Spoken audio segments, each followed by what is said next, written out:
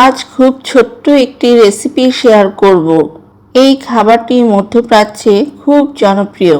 অন্যরকম স্বাদের এই রেসিপি আশা করছি আপনাদেরও ভালো লাগবে। টমেটো চাটনির জন্য 2টি টমেটো, 2 কোয়া রসুন, 1টি কাঁচামরিচ, অল্প ধনেপাতা নিয়েছি। অল্প চাটনি করে দেখাচ্ছি। আপনার ফ্যামিলি মেম্বার অনুযায়ী উপকরণ বাড়িয়ে নেবেন। প্রথমে সব কিছু ধুয়ে পরিষ্কার করে নিয়েছি। এখন টমেটোগুলো এভাবে কেটে নিব। টমেটোর সামনের অংশ কেটে বাদ দিতে হবে।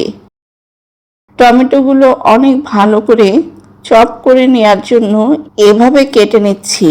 এই চাটনি গরম ভাত কিংবা রুটি পরোটা দিয়ে খেতে খুবই ভালো লাগে। অনেক সময় আমি বাটিতে নিয়ে এমনি খেয়ে ফেলি, এত মজা। টমেটো টুকরো করা হয়ে গেছে। এখন ছুরি দিয়ে এইভাবে চপ করে নিব। খুব সাবধানে এই কাজটি করতে হবে। একটু থেতো করে নিব। চপ করা হয়ে গেছে। যেমন চেয়েছিলাম তেমনই হয়েছে।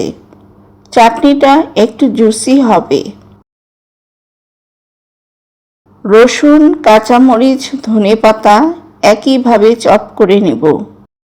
2টি টমেটোর জন্য রসুন 2 কোয়া বেশি নিলে চাটনি খেতে তেতো লাগবে। সব কিছু বাটিতে ট্রান্সফার করে নিলাম। হাফ চামচ লবণ দিয়ে দিলাম। আর কিছু দেওয়ার প্রয়োজন নেই। সব একসঙ্গে মেশাতে পানি ছাড়ছে। দেখুন কতটা পানি ছেড়েছে। বাড়িতে যদি টমেটো থাকে এখনই তৈরি করে নিতে পারেন। আরাবিয়ান ও পাঞ্জাবিরা এই চাটনি খুব পছন্দ করে থাকেন।